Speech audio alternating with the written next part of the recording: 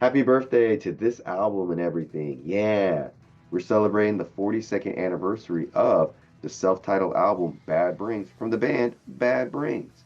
Now, you might be wondering, why am I celebrating, talking about this album?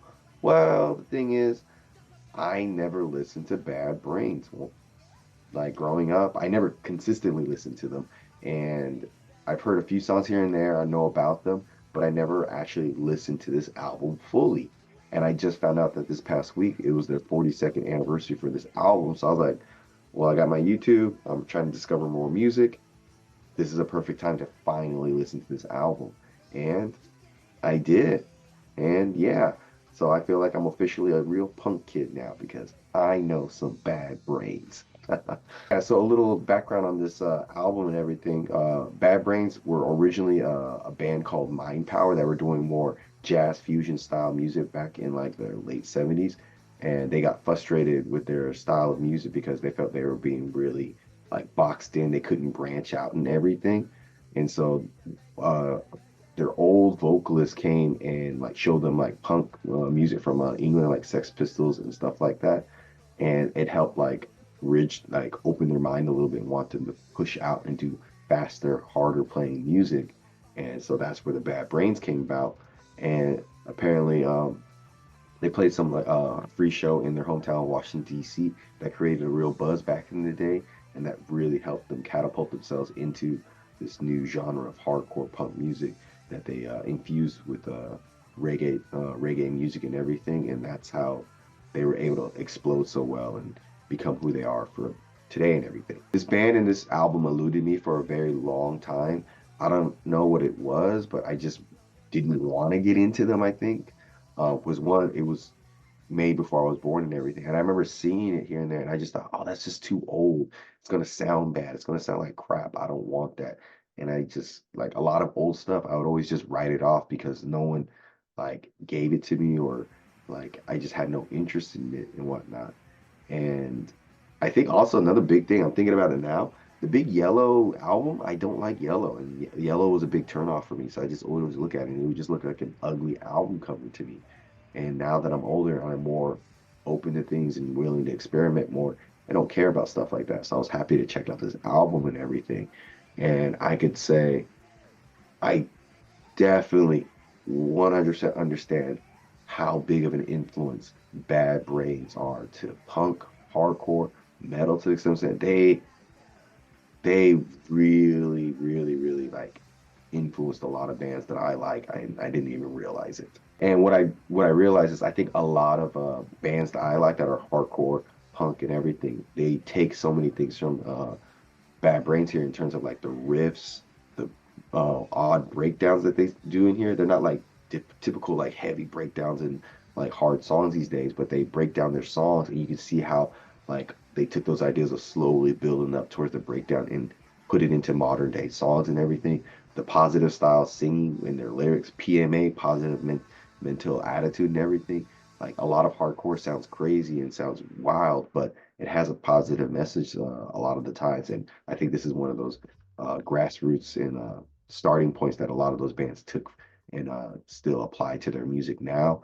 And the fast and erratic playing, it's really chaotic and everything, but there is a groove to it and everything. And I can see where a lot of bands just took what the Bad Brains did here and just fine tuned it later down the road.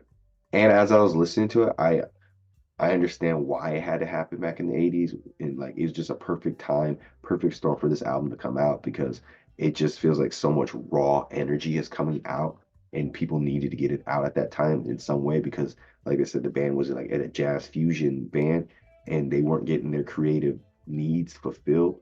And so they literally created something completely new that helped get them out of their own minds and bodies. And I think everyone just who needed that expression to let it all out found Bad Brains and were able to get all that frustration and negative energy that they needed out in a positive way. And it just mind blows me how good this album is. The guitars have a really infectious sound to them, especially how hard and fast they're playing. They're kind of sloppy sometimes, but you can feel there's a lot of passion in them and it sounds great. The drums are going from either like super, super chaotic and like all over the place and erratic, or they're bringing it back. And I think that's where that jazz fusion comes in, and they play it simply and everything. But they like, I don't say balance things out, but they just are pushing out these crazy sounds with the drums that just makes like everyone, I think at the time, just think like, whoa, you can play like this, which I think is really groundbreaking. And one thing I noticed too for me was like the bass.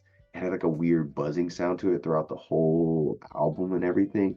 And I think that just really, really like shaped people's minds where like, oh, like music doesn't have to be so clean and like crisp. Like it was very distorted and like grimy, but it had a really good, alive and good feeling to it. So that was really noticeable. Yeah, so the lyrics are either really, really silly or really, really serious, like in the song Attitude, where they're talking about PMA, positive mental attitude, or on the vampire song where they're talking about vampires. Very all over the place, but you can tell it's very experimental. So a lot of it's a little really shaky in terms of what they're writing and doing. But what they were doing, I'm trying to envision it in at that time frame, everything was just really eye-opening and just like, whoa, this is sonically just different and impressive, and I just need this. And I feel like that's what a lot of people probably gravitated with Bad Brains.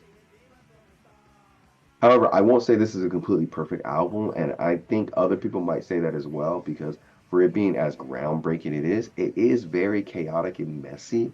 Like sometimes the drumming is way too fast and like just it's hard to keep up, and it's just super messy. And then like the lyrics, some of them are really silly, and then just very, very like when they're going really erratic, it's crazy, and it can be a little bit like what's going on, but it can be so fun and like just release out so much good energy. So I think it's like a good and bad thing.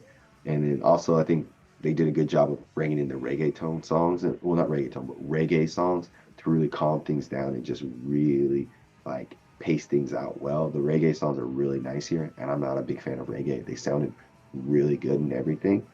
And like I don't think it's like it's not. I don't think a lot of people are gonna say it's the best hardcore punk album ever, but it's probably top five most influential, most important albums to listen to because it lays down so many like good ideas for future generations and everything. So it's super, super important. And I think sometimes just because something's the first doesn't mean it's the best. And I think this is a prime example of that. And I feel really bad that all these years I just kind of like Bad Brains. I don't know. Like I think just that big yellow album cover just like made me not want to listen to the songs. It just looked really cheesy, like a block of cheese to me, I guess. I don't know. But I'm so happy that I finally got to check out this album and everything. And I want to say, my dumb self, I said it before in my written interview, I'm going to say it again. I had a bad brain because I definitely missed out on this incredible band and this incredible music. So better late than ever, better late than never, like people say and everything. So yeah, those are my thoughts on this album from Bad Brains, their self-titled that came out 40 plus years ago. Um, Anyone who's into punk, hardcore, all the stuff, you gotta check this album out. I'm pretty sure 90% of people have if they're into the scene. But if you haven't and you're like me, you write it off. Don't write it off. Check it out immediately. It's a great album and everything. And I would say some songs to check out for sure are like Attitude, Band in DC, I, Big Takeover, Super Touch, slash Shift Fit, Right Brigade. These are really, really good songs. And I think if you like punk or hardcore and if you never listened to Bad Brains, you're gonna get some like, oh, that my favorite da da da band did something similar to that, and they probably it's a derivative of all that and stuff in the best possible way, I think. So yeah, links down below. Check them out. Tell me what your experiences, your thoughts about Bad Brains. I would love to hear stories or what your experiences with Bad Brains, because I'm just having my first experience with them right now, and I'm mad I'm super late, but I'm here. So yeah, till next time, guys. See you later. Bye. Even when you're gone, I'll tell them my religion's you when puncture's gone.